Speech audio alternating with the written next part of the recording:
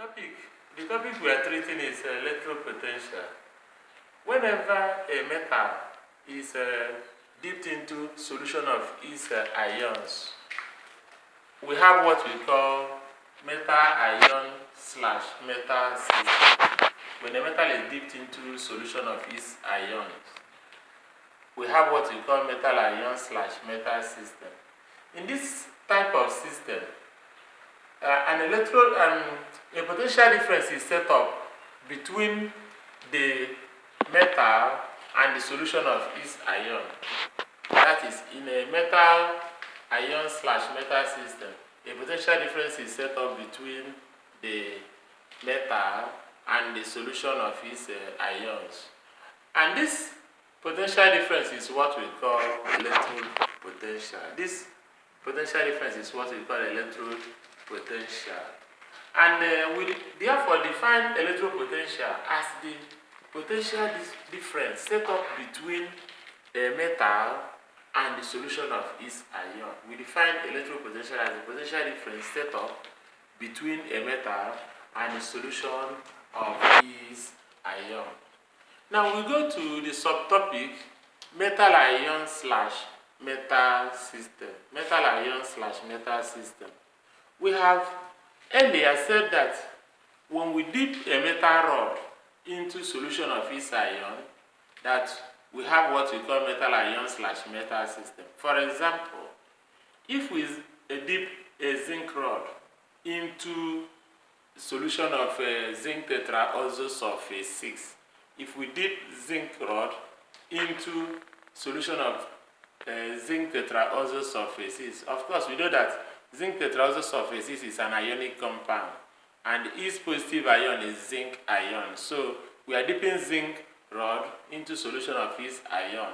What we are saying is that there will be a potential difference set up between that zinc rod and the solution of its ion. The same thing happens when we dip a copper rod into solution of copper 2 tetraoxosulfate 6 solution. Both of them give us what we call metal ion slash metal system. And when we come to this type of systems, there are two processes that are possible. Two processes are possible.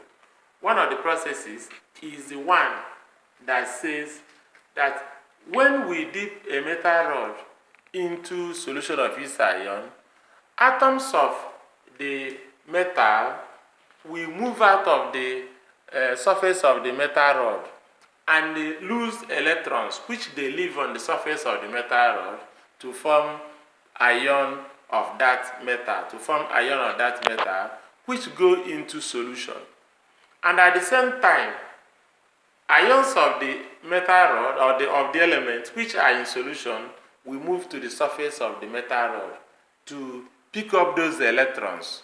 I repeat again, when we dip a metal rod, or rather in a metal ion slash metal system, atoms of the metal from the rod which is dipped into the solution will move out of the surface of the rod, lose electrons which they leave on the surface of the metal to form their ion.